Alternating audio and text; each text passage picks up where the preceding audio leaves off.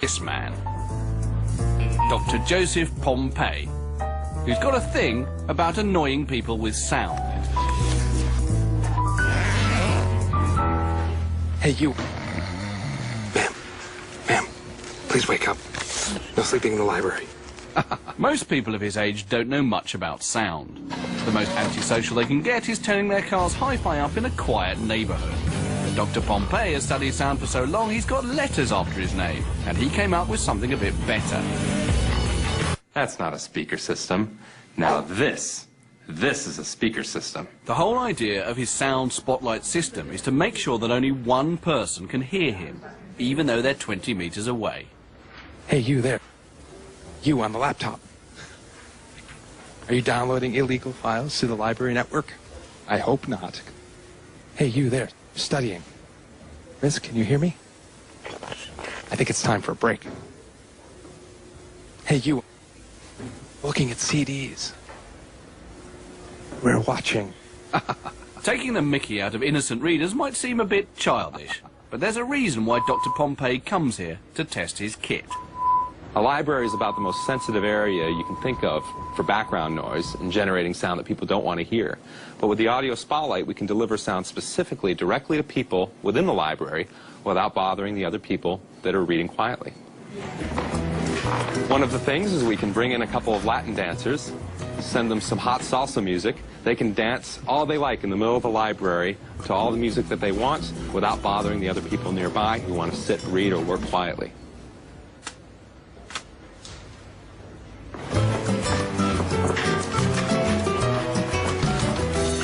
The system works like this. First, your voice is transformed into high-frequency ultrasound, sound so high no one can hear it. Ultrasound is highly directional, so, like a torch, it can be pointed at someone standing a long way away. Although they cannot hear the ultrasound, it causes secondary vibrations in the air around them, and it's that sound the person hears. So if you imagine you're in a room and I shine a flashlight at you, it's very bright for you, but it's very dark for everybody else. Much the same way, the audio spotlight creates a very narrow beam of sound that you can shine at a listener. They hear it very clearly, and it doesn't create noise that might bother other people in the same space. It's already being used in museums, and soon Dr. Pompey hopes he'll have his system in TV sets, so that only one person in the room can hear it. The others can get on with something much more boring. But whatever its practical use is, it remains a great toy. Hey, excuse me, miss. That's a really nice shirt you've got on. These are called electromyographic signals. The signals are picked up by electrodes planted on the skin. The electrodes basically look like this. They're tiny little pads, much like you have in a doctor's office. So if she said the future out loud, The future. we have the signal that's corresponding to that muscular activity. But with subvocal speech, she doesn't have to move her mouth. She could say that word silently. So she would say the future silently. Here she said the future, but she didn't move her lips. And you can see that there is still the same signal being picked up by the electrodes underneath her throat. Once the electrodes capture the signal, they can be transmitted, as if through a cell phone, to someone with an earpiece receiver.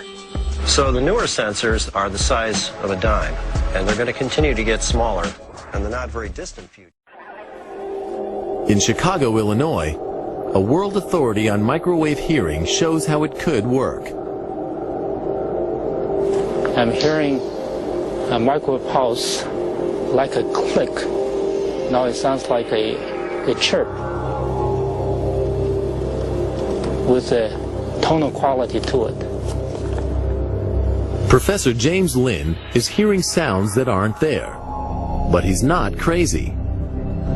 Pulses of microwave energy are being generated and fired at him from behind.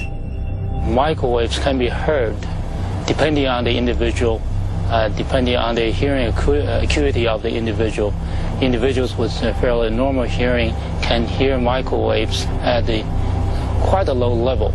The energy of the absorbed microwaves causes brain tissue to very slightly heat up and expand, causing a pressure wave to be picked up by the hearing mechanism in the inner ear. Professor Lynn is far from hearing voices. But it could be possible to send coded signals to an agent this way.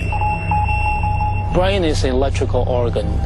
It is susceptible to electrical signals. Since microwave is electrical, therefore, in principle, one could embed or encode information in the microwave signal.